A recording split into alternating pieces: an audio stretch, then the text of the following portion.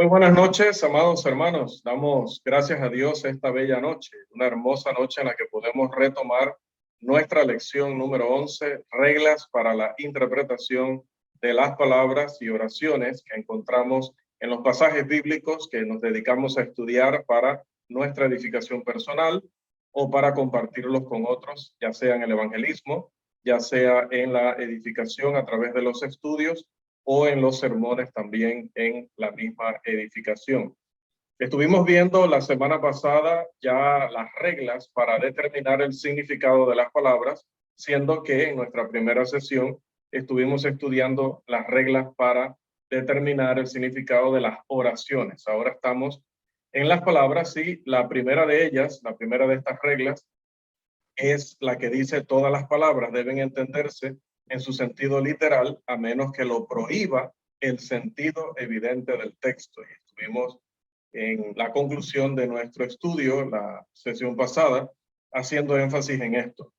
Todas las palabras deben ser entendidas en su sentido literal, normal, natural, a menos que interpretarlas así definitivamente nos lleve a una conclusión irracional, una conclusión que violente el sentido del texto o el sentido de toda lógica o nos lleve a un absurdo total. Obviamente, pasajes como si tu ojo te es ocasión de caer, sácatelo, si tu mano te es ocasión de caer, córtatela, y otros pasajes similares deben ser entendidos dentro de un contexto figurado que tiene un sentido literal, pero que va a tomar de la imagen un mensaje que ese mensaje es el que sí se va a poder aplicar a todas las personas en todos los tiempos y lugares. Entonces, cuando interpretar el texto de manera literal nos lleva a ese absurdo, a algo que no puede estar en armonía con todo lo que enseña la Escritura, nos estamos topando, por decirlo así, o nos estamos encontrando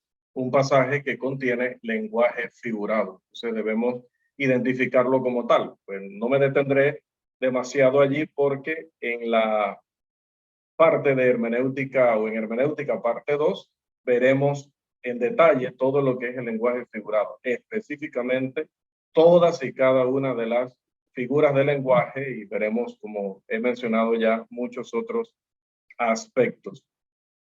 Bien, hoy entonces ya estamos listos para dar inicio entonces a nuestra lección con la regla número 2. La regla número 2 dice los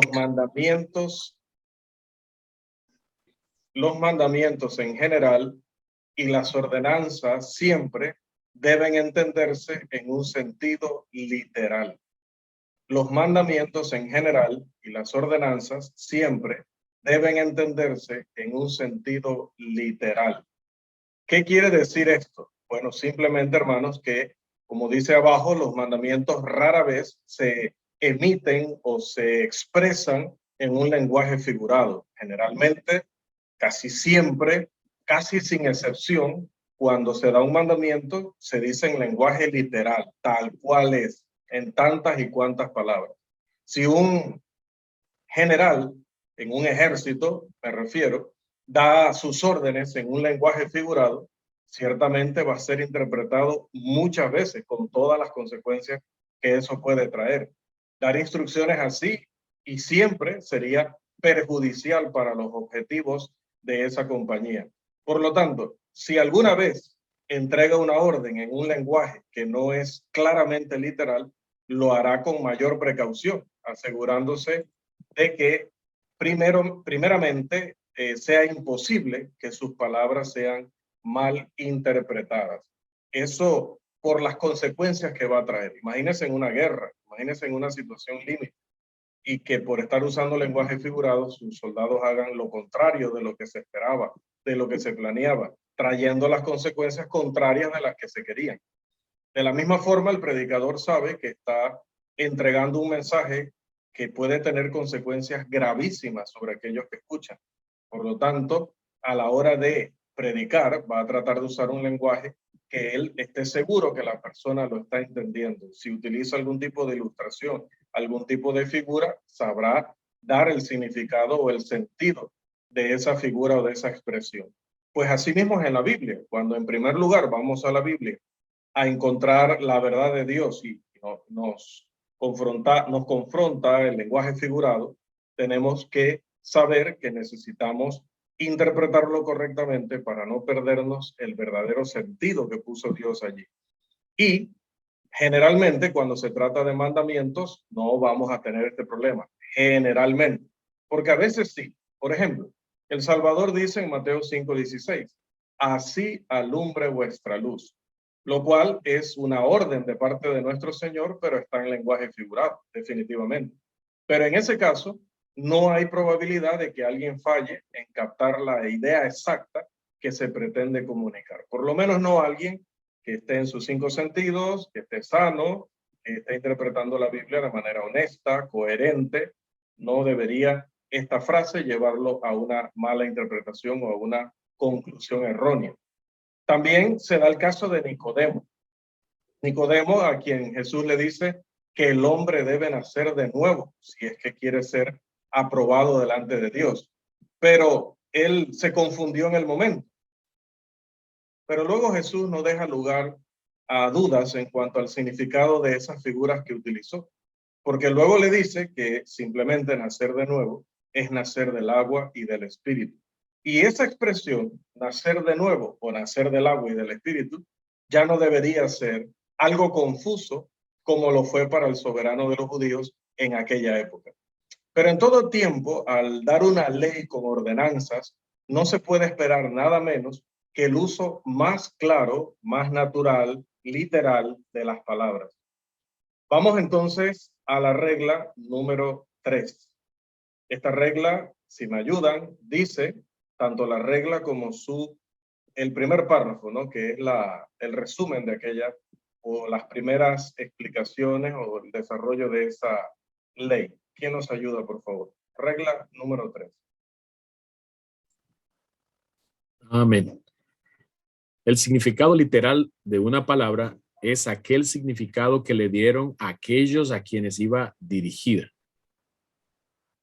Siempre se debe suponer que cuando un autor ha escrito a un grupo de personas, sabiendo en qué sentido estos entenderán sus palabras, él ha tenido el buen juicio de utilizar las palabras con ese significado. Gracias. Ejemplo, ok. Hasta ahí. Gracias. O si en algún momento él se ha visto en la necesidad de usar palabras en un sentido mejor que aquel al que están acostumbrados estas personas, aquel sentido que entiende esta gente, él va a proveer, porque se va a ver obligado a eso, va a proveer el significado de esa palabra que la está usando de una manera diferente, de alguna manera. Al escribir un relato de la vida del Salvador, sus palabras se emplean a veces en un sentido que no era común para la gente. Pero los apóstoles dan inmediatamente el significado que esas palabras tienen en el contexto, en el pasaje que están compartiendo. Por ejemplo, si Jesús en Juan 2:19 dice las palabras que tenemos allí en pantalla, destruid este templo y en 3 días lo levantaré, el escritor aclara automáticamente que él se refería al templo de su cuerpo. O en otra ocasión, cuando dijo que si alguno venía a él y creía en él, de su interior correrían ríos de agua viva.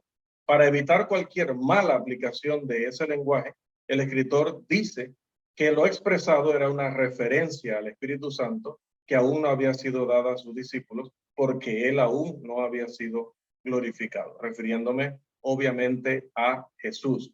Así que esta regla es sumamente importante que nosotros la apliquemos. Cuando alguien está escribiendo, se va a cuidar de que las personas que reciben su escrito puedan entender, por lo menos un buen comunicador, una persona a quien realmente le interesa su audiencia, alcanzarla, llegar a ella, va a tratar de que, aunque pueda tener 300 maneras de decir una cosa, la va a decir de la única manera que le asegura que muchos, si no todos, le van a entender con gran facilidad. Es como mencionaba la otra vez, conversando con Christopher, que había palabras que a veces las decimos en nuestra región y que son ofensivas en otra parte de nuestra región. Y que por eso yo les mencionaba que en el caso, por ejemplo, que en un futuro que oraré y ya oro para que esto sea posible, que el día de mañana podamos traer a un Steven, podamos traer a un Steven nuevamente, si no me equivoco, un Christopher, un Josué, por ejemplo, de Costa Rica a predicar acá. Y sobre todo me refiero a Costa Rica porque creo que es donde se da más esta situación con Panamá. Al traerlos acá, ellos se preocuparán de preguntar seguramente esta expresión, esta otra, porque sabrán que si en algún momento están en una exposición y utilizan un término que solamente se entiende en Costa Rica, su audiencia se perderá. Por lo menos en esa parte que está exponiendo, explicando, se perderá totalmente. Y no solo se perderá, es probable, no se perderá, no hablo espiritualmente, hablo mentalmente, perderá el sentido de lo que está diciendo. Y luego se ofenderá también, porque en algunas expresiones para la audiencia panameña, tal vez el hermano estará diciendo, queriendo ser muy campechano, decimos a veces, ¿no? Como muy de pueblo, muy de gente de calle para darse a entender mejor. Y cuando digo gente de calle, no digo maleantes o esta gente, ¿no? Me refiero al común, no hablar en el lenguaje que están acostumbrados los políticos, los doctores, los abogados, sino en el ciudadano común. Al tratar de utilizar ese lenguaje, probablemente elegir palabras que en realidad, en lugar de llegar, no van a llegar porque las personas desconocen el sentido. Y si usted no le pone el sentido, sabiendo que está en otra tierra, sabiendo que probablemente algunas cosas que usted diga no se den a entender, como a veces me toca preguntar aquí en clase, dije bien esto, se entiende esto otro, qué términos utilizan ustedes para tal definición o tal concepto, y ustedes me ayudan mucho. Bueno, esa es la tarea. Cuando el escritor bíblico, sobre todo el Espíritu Santo, que le está dirigiendo de manera milagrosa y perfecta, está eligiendo los términos para esa primera audiencia y para todas las audiencias que vendrían después, está eligiendo términos que podríamos conocer, que podríamos entender, ni se diga los que lo recibieron por primera vez. Así que el autor se va a cuidar de elegir términos que, así como nos cuidamos hoy, ellos se cuidaban también. Pero quizá en algún momento, por instrucción del Espíritu, habrían dado un significado novedoso a un término. La palabra iglesia, les puedo dar como ejemplo. Para los griegos, la palabra iglesia era una palabra común, pero la aplicaban a situaciones políticas y otras. Pero el sentido de eclesía, para como lo utilizan los cristianos en el Nuevo Testamento, era un sentido nuevo de la palabra. Y así habrá varios términos dentro del cristianismo que le daban una dimensión, le daban un sentido especial. Y también por el hecho de que los autores hebreos o judíos, al escribir en griego, como sería el caso de Juan, como sería el caso de Mateo, como sería el caso de Pedro, como sería el caso del mismo Pablo, en algunas ocasiones expresan en griego ideas y conceptos que venían de la mentalidad griega, la mentalidad hebrea o la mentalidad judía. Entonces, para el griego a veces era extraño. Le estaban hablando en su idioma, pero los conceptos de pronto para él no eran tan familiares. Eran las mismas palabras de siempre, pero había un sentido distinto. Entonces, muchas veces el escritor explica allí mismo para evitar confusión. Entonces, es importante, como decía, pues, que veamos cómo lo entendió la gente que recibió estos escritos por primera vez. Ahora, ¿cómo nosotros sabremos lo que significan las palabras o en qué sentido la gente las entendía? Esto puede saberse por el uso que hace de la palabra el escritor, en primer lugar. Él probablemente emplea la palabra varias veces en su comunicación y en alguno de estos usos, el entorno de esa palabra va a mostrar su significado de una manera muy clara. Por eso es que existen, las mencionaba el otro día, las concordancias. Y si puede conseguir una concordancia completa, exhaustiva, esa le va a ayudar muchísimo, porque usted va a buscar el término en todos los escritos de este autor, en todos los pasajes de ese libro donde está el pasaje que usted estudia, para ver si hay un entorno, hay un espacio donde él lo utilice de una manera más clara que le ayude entonces o le arroje luz sobre el otro pasaje que usted está en realidad queriendo interpretar. De nuevo, El significado de las palabras puede determinarse mediante no solamente ese autor, sino otros escritores que hayan vivido en el mismo tiempo y que hayan tratado con las mismas personas o con gente que tenía mucho en común con los destinatarios del primer autor. De hecho, puede ser que una de las personas a las que se dirigía esa expresión o ese lenguaje haya indicado el significado que tenían esas palabras. Si es así, entonces su uso de la palabra va a determinar el significado, más allá de cualquier duda que nosotros podamos tener. Pero si el escritor no ha hecho ningún uso de la palabra que designe claramente su significado, y si ninguna de las personas de esa época ha empleado la palabra en cuestión, y especialmente nos referimos a los primeros destinatarios, entonces, amados, estamos atados al uso regular o al uso clásico de la palabra, ya que se puede suponer que si no hay una aclaración de parte del autor y no hay una aclaración de parte de los destinatarios, entonces el uso clásico de la palabra, ese debe ser su significado.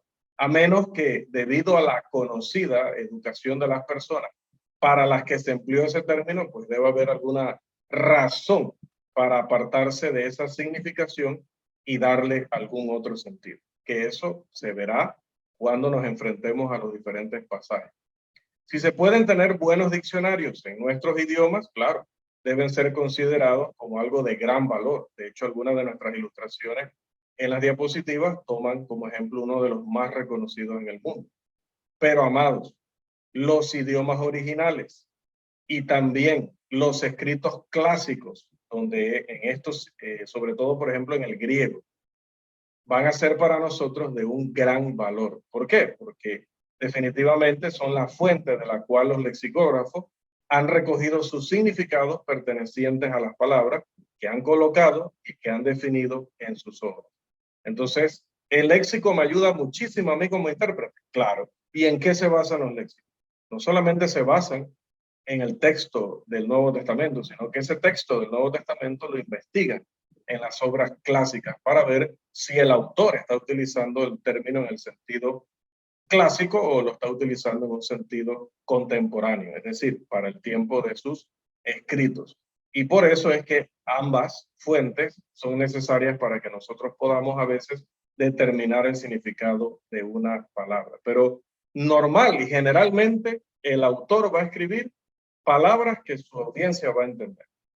Y cuando su audiencia las entienda, van a decir cosas que nos van a dar a entender a nosotros cuál era el significado de la palabra que dijo la persona. La persona puede decir, un ejemplo, como dijo Jesús en una ocasión, es Corbán todo lo que pueda dar. Voy a poner los ejemplos que pongo yo, que son cosas que se me cruzan los cables de pronto, ¿no? Pongamos, ¿no?, que Jesús dice, es Corbán todo lo que pueda dar. Y el texto dijera luego, y los discípulos entendieron que de la contribución que daban a sus padres regularmente, debían siempre dar primero a Dios. Entonces, al dar esa explicación, o al uno de ellos hablarle a otro o a los otros diciendo algo así, entendemos una primera expresión que para nosotros como occidentales, personas del siglo XX y XXI, pues era oscura, ininteligible. Corbán, así dicho, para nosotros no tiene ningún significado, pero como un ejemplo, no es que haya sido así en el texto bíblico, claro, sino que si en el texto dijera aquella explicación que acabo de dar, entonces ya uno, ok. A eso me refiero con que a veces el destinatario, sea que se está predicando en un momento y la persona reacciona, está dando el significado de la palabra que utilizó el expositor que nosotros no habíamos entendido. Eso es importante, pero a veces no sucede así. A veces ni el autor explica, ni se da un caso donde la audiencia reaccione o explique. Entonces, ¿qué tenemos que hacer? Ir a los clásicos, que es lo que hacen los léxicos. Ir a los clásicos para ver si allá el uso de Heródoto, el uso de Cicerón, el uso del otro y el otro, quizás nos dé una luz, arroje sobre nosotros información importante para comprender dicho término. Pasamos, amados, a la regla número 4. ¿Quién nos ayuda, por favor? Leen la regla y leen solo el primer párrafo. Bueno, en este caso no el primer párrafo, porque en realidad no hay párrafo. Ahí tengo que explicarles algo. Regla número 4, ¿cuál es?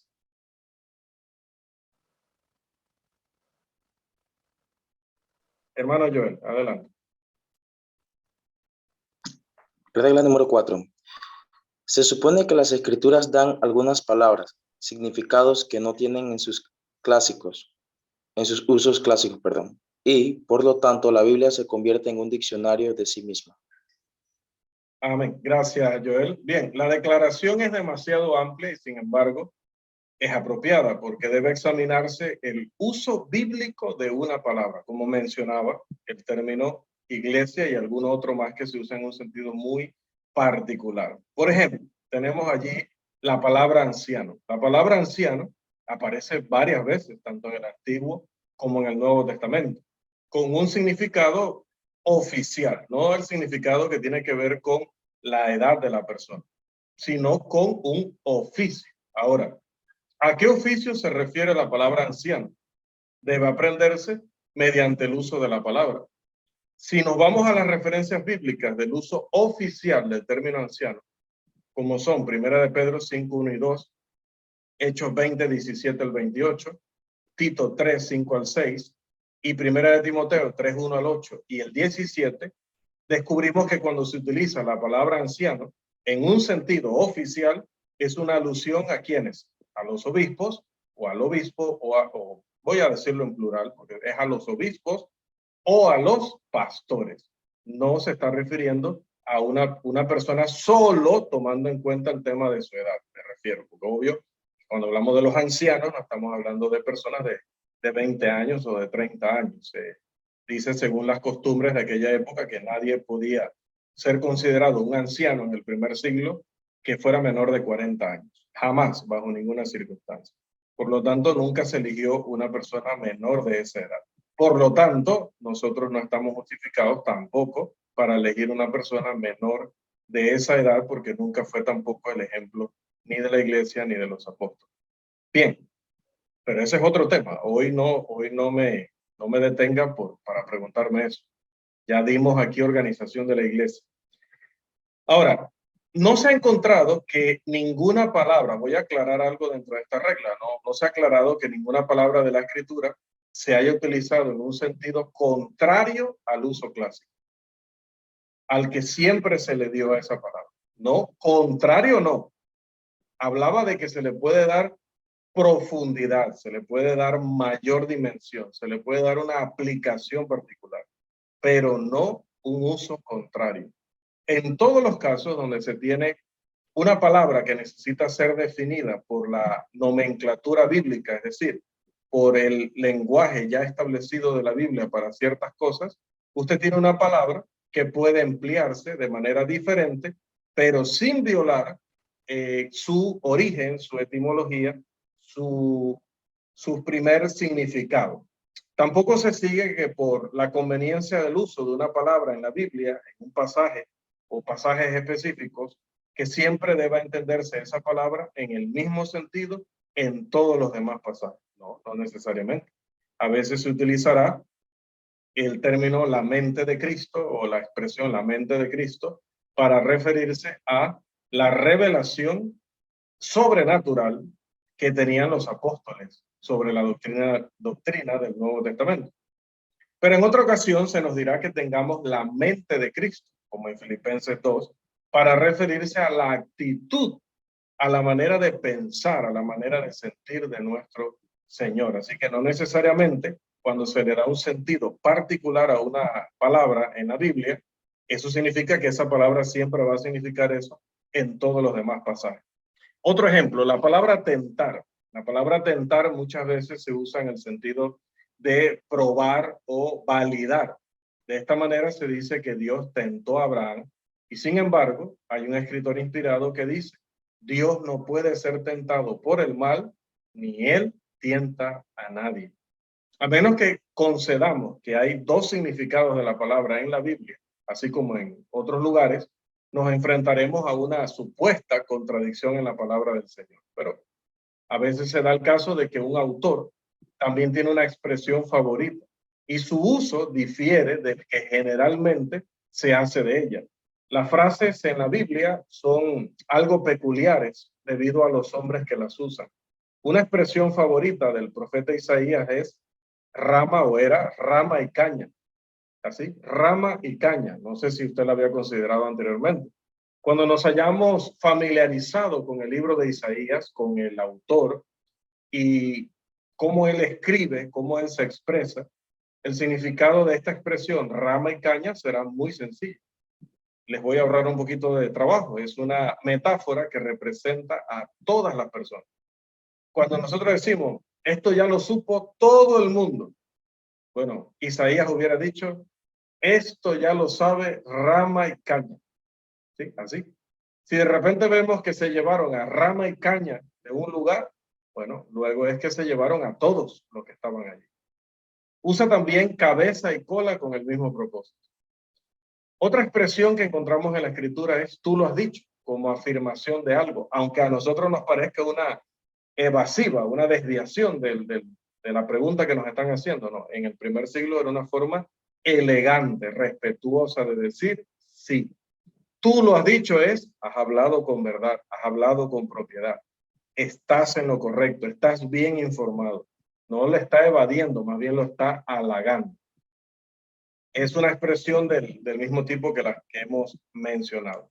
Es que casi todas las personas, en todas las generaciones, en todos los países y lugares, desde que el hombre existe, todos utilizamos a veces ciertas expresiones que nosotros le damos un significado bastante particular. Y yo le voy a mencionar uno bastante jocoso, pero es muy real, que es el sentido que usted le da a ciertos términos para tener un lenguaje muy particular con su esposa. Un ejemplo, ¿no? Solamente ustedes dos a veces se entienden cuando usan un término, que es un término común, que todos nosotros conocemos la definición de diccionario, que todos nosotros lo utilizamos en el día a día, pero debido a alguna anécdota, debido a algún acuerdo entre ustedes, es una clave. Por eso que se dice, están hablando en clave. Están usando las palabras que habla todo el mundo, pero de la forma en que las usan, hay un entendimiento particular allí. Eso es a lo que nos referimos con expresiones que a veces la Biblia le va a dar un sentido particular, pero eso no significa que ese sentido se le debe aplicar siempre. Es un sentido muy particular. Bien, vamos a la regla número 5. ¿Quién nos ayuda? Allí sí, leemos todo, por favor. ¿Quién nos ayuda? Amén. Regla 5. Las palabras de acción definida solo pueden tener un significado. Es decir, solo pueden tener un significado que se relaciona con la acción. Saltar, caminar, correr, sentarse, levantarse, sumergir, rociar, verter, disparar, colgar, golpear, etc. Gracias, hermano Carlos. Bien, palabras de acción definida solo pueden tener un significado. Y ahí pusimos algunos de los muchos ejemplos que se pueden poner. Y es que tiene que ser así. Porque si la palabra para una acción definida pudiera significar, como pasa hoy, que hay una campaña mundial orquestada por mucha gente pudiente, personas muy poderosas con recursos económicos, en influencia política, que tienen dominada, si no es que fueron los que crearon las Naciones Unidas y su predecesora, para imponer sobre el mundo su agenda y sus ideas. Andan ahora en una campaña de redefinir los términos, de abandonar cierta terminología o de dar sentidos y significados que nada tienen que ver con el lenguaje como todo el tiempo lo hemos utilizado y lo hemos entendido. Es una campaña increíble que vamos a estar pronto estudiando algo de eso porque es importante. Probablemente en doctrinas que son mandamientos de hombre. Bien, estas palabras que acaba de leer nuestro hermano como ejemplo son acciones definidas y por lo tanto solo es posible un significado para cualquiera de ellas. Por ende, cuando se ordena una acción mediante alguna de estas palabras, esa orden no puede ser obedecida haciendo otra cosa diferente al significado de esa palabra. Sin embargo, en cuanto al resultado o consecuencia es diferente. Disparar va a significar disparar y punto. Pero en cuanto a la consecuencia, puede ser disparar para matar, pero también puede ser disparar para herir. La palabra colgar, que digo de la palabra colgar, puede diferir mucho en sus resultados, a veces teniendo un efecto y a veces teniendo otro. Y así es con todas las demás palabras. Una cosa es que un mismo término pueda tener, dependiendo del contexto, diferentes consecuencias, a otra es decir que no tiene su sentido de siempre, el sentido natural y normal. Entonces, palabras de acción siempre tienen un significado y solo ese significado. Regla número 6. Leemos todo también, por favor.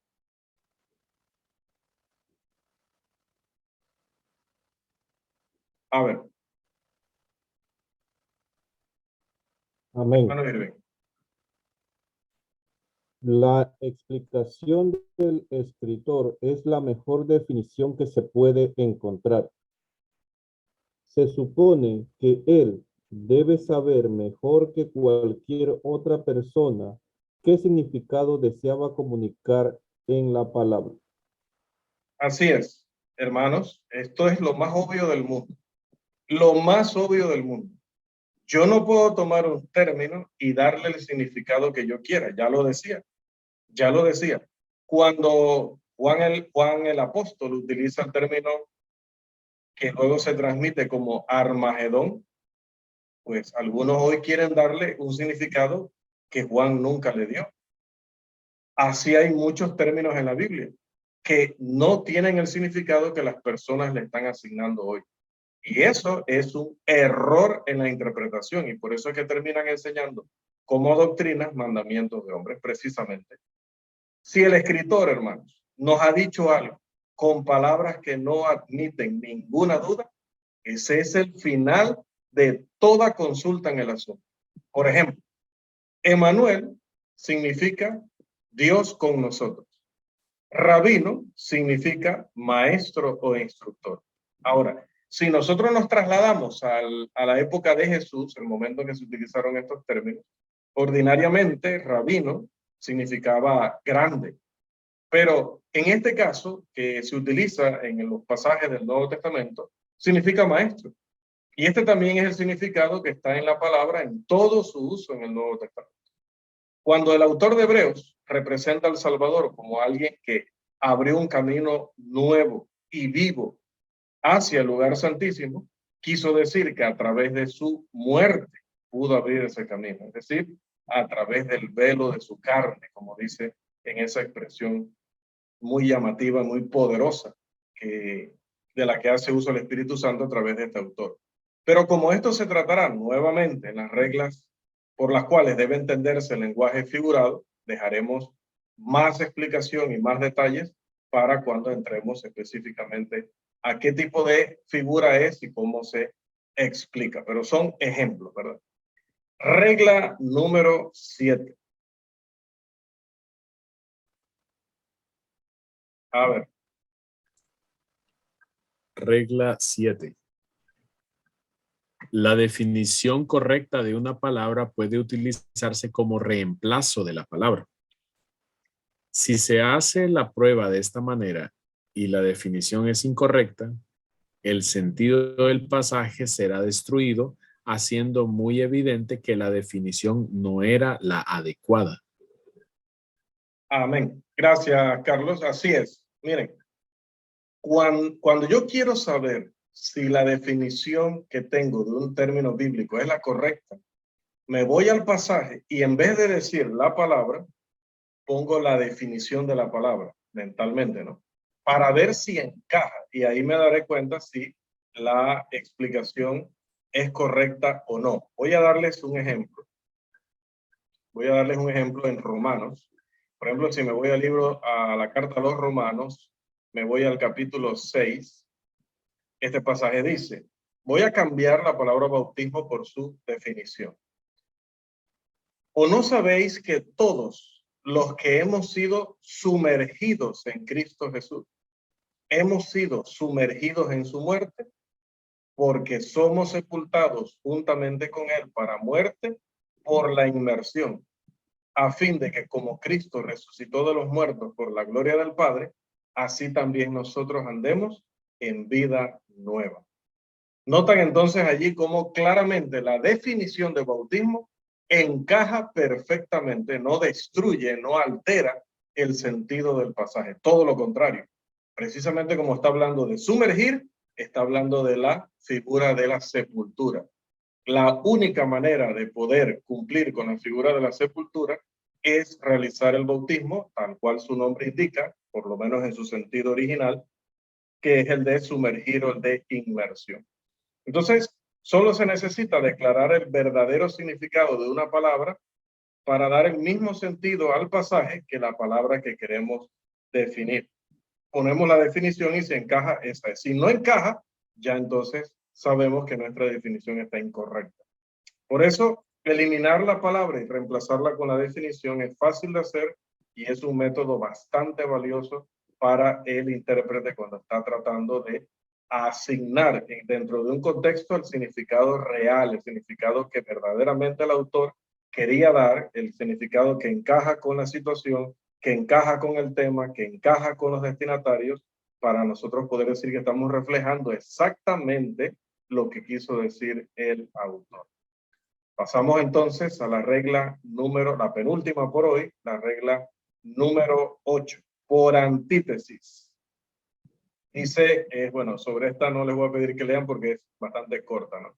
Muchas veces, dos posiciones se cotejan la una contra la otra, para poder así uno entender mejor a qué se está refiriendo el autor. Y esto no hay manera de darlo a entender sino a través de ilustración. La mejor ilustración conocida por este servidor se encuentra en la segunda carta a los Corintios, en el capítulo 3, los versículos 6 al 14. Pablo allí cambia los términos varias veces, tanto de un lado como del otro. Pero mediante esta regla rastrearemos su significado sin ninguna posibilidad de equivocarnos. Podemos siempre ir viendo cuando menciona un ministerio, compararlo con el otro ministerio y entender mejor al uno y al otro.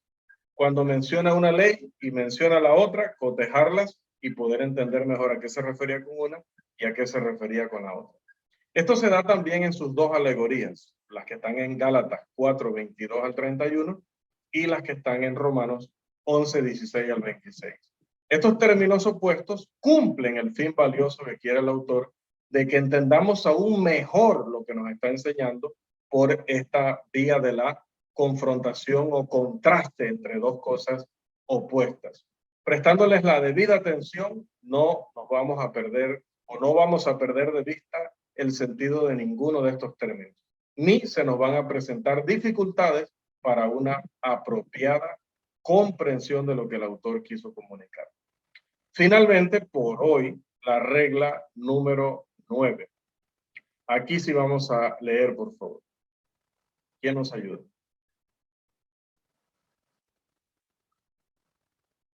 A ver. Es gratis la lectura. Hermano Joel. Dice, regla número 9. Por el alcance general y especial. Por el alcance general nos referimos al rango general de visión o al propósito principal en la mente del escritor. Por alcance especial nos referimos a cualquier subpropósito que haga referencia a alguna porción particular de las escrituras en general. Bien, vamos a ilustrar esto para que sea comprensible. En primer lugar, un libro tiene un alcance general, es decir, un propósito general. Que esto hay que entenderlo mucho también cuando hacemos nuestro sermón. A veces terminamos quedándonos solo en el propósito general y no vamos al sermón o no vamos a la exposición con un propósito específico. Por ejemplo, obviamente, un sermón basado en Hebreos 10,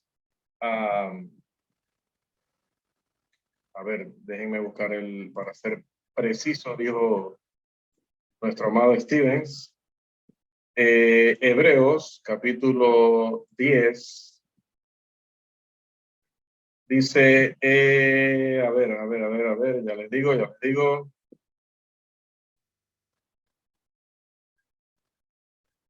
¿Será que se me pierde ese pasaje?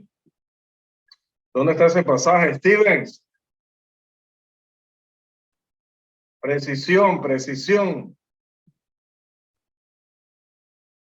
Ok, me parece que ya no es el 10, es el 12 y debe estar como por el 14, 15, 14. 12, 14 de Hebreos dice, seguid la paz con todos y la santidad, sin la cual nadie verá al Señor. Bueno, este pasaje menciona dos cosas, ¿no? Menciona la paz y menciona la santidad. Así que quizás no es el ejemplo más adecuado porque no es tan específico, pero voy a tomar de allí. Por ejemplo, si yo anuncio que mi pasaje es ese y que mi énfasis va a estar en la segunda parte, sin santidad nadie verá al Señor. Obvio, mi propósito general es que los hermanos comprendan algo sobre la santidad, según la define y la ilustra la Biblia. Propósito general. Pero luego yo debo tener un propósito específico.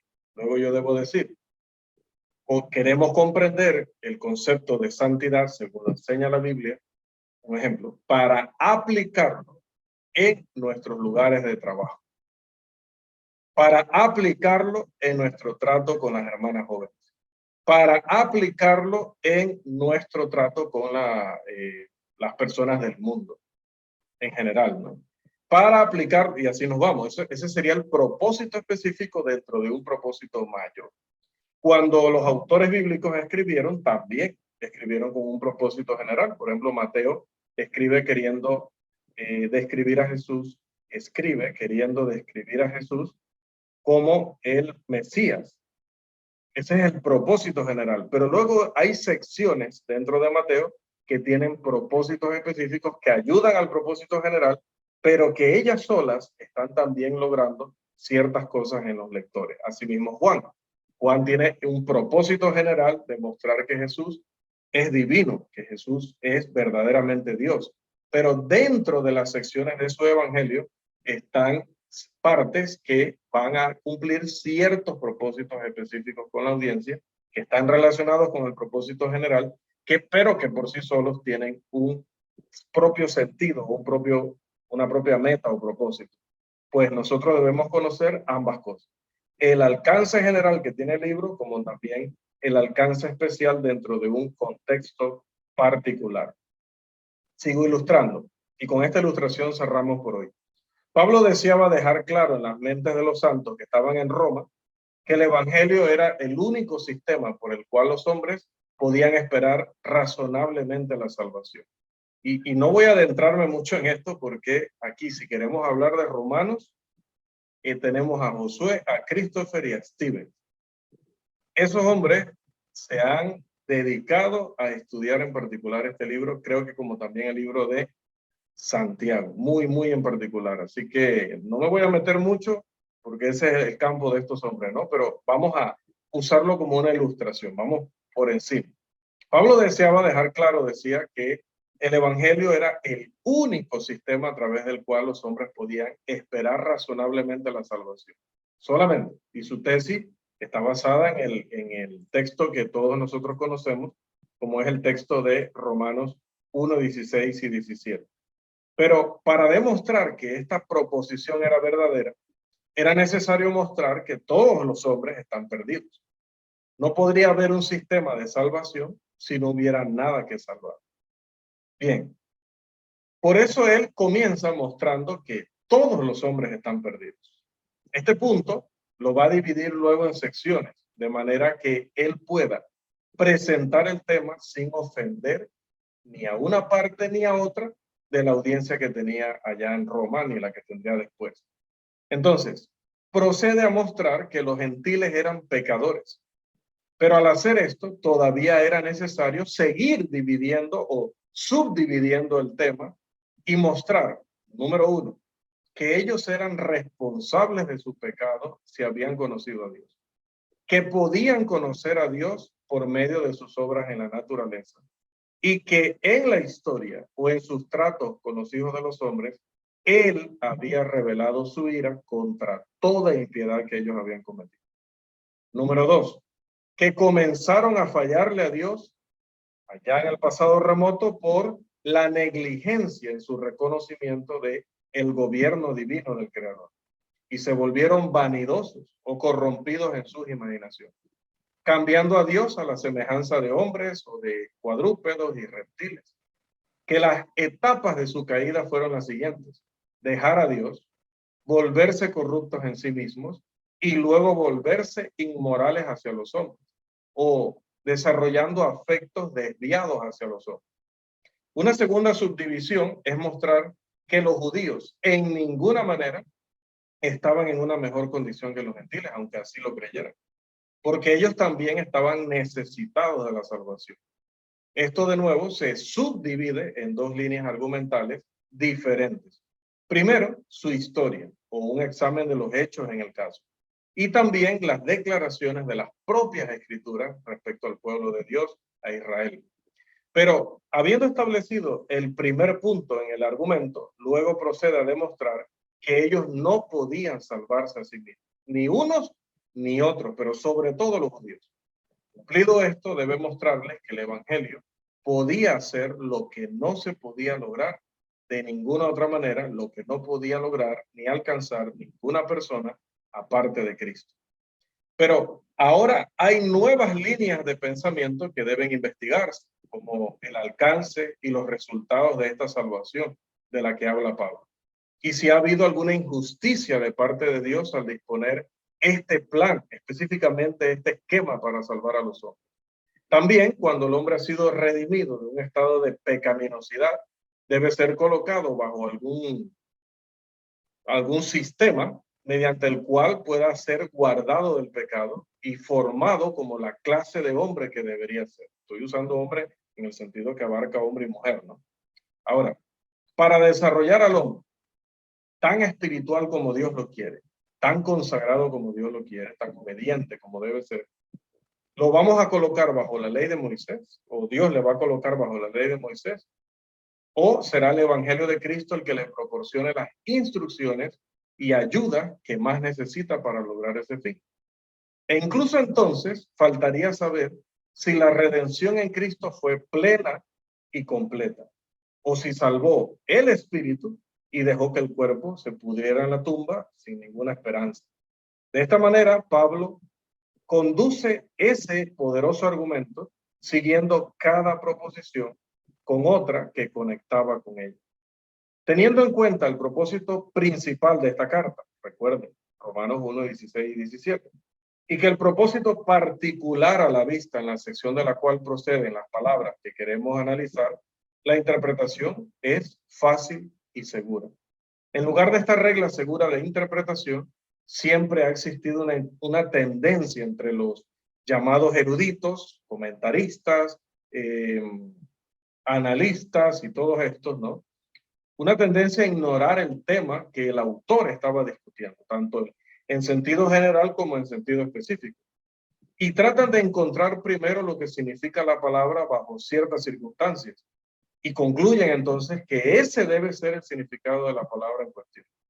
Aunque nadie interpreta así ningún otro libro, sin embargo, al parecer hay una intención de obligar a la Biblia a tratar de esa forma su contenido, lo cual es totalmente una injusticia, porque aunque ciertamente el origen de la Biblia es divino, la forma en que se reveló fue a través del poder del Espíritu Santo, dándole a conocer milagrosamente a los apóstoles cuáles eran las verdades que debían recordar, lo que habían aprendido con Jesús, y cuáles eran las verdades nuevas que ellos iban a conocer a través de su revelación.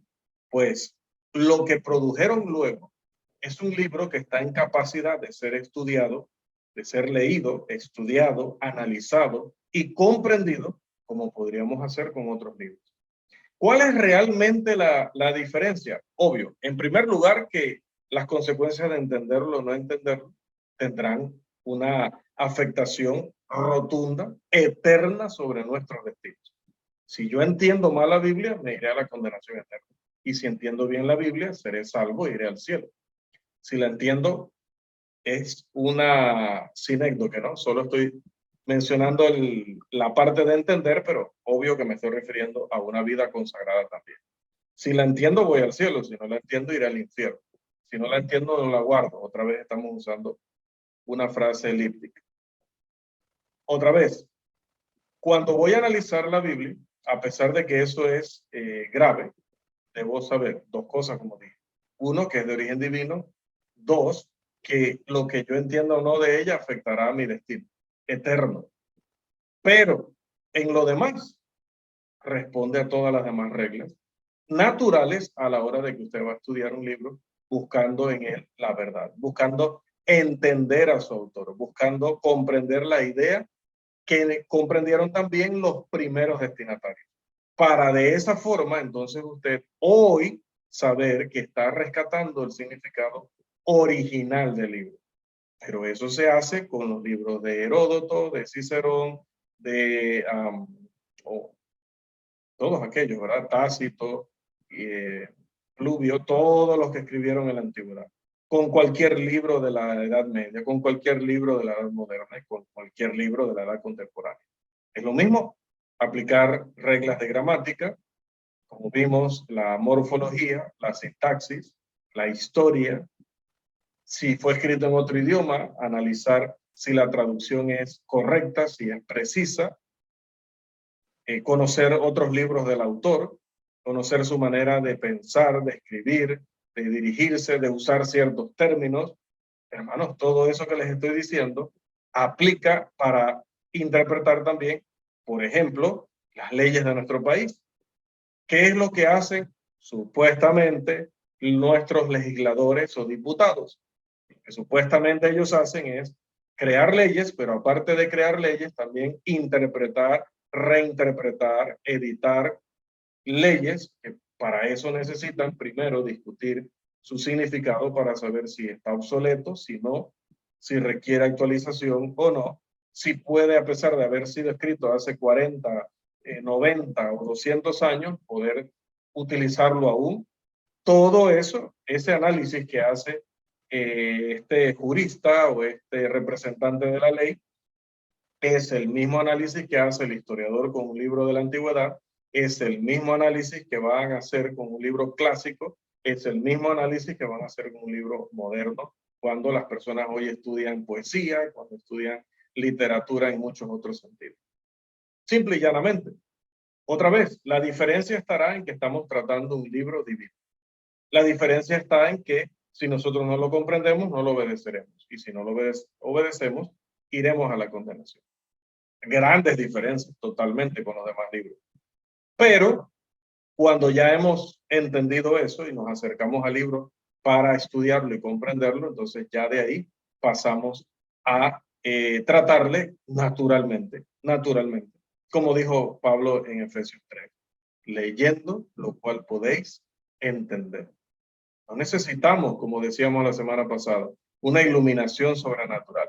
No nos manda Dios ángeles o el Espíritu Santo para que nos susurre en la oreja cuál es el sentido o el significado de un pasaje de la Escritura.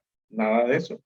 La orden continua es: no vayáis más allá de lo que está escrito.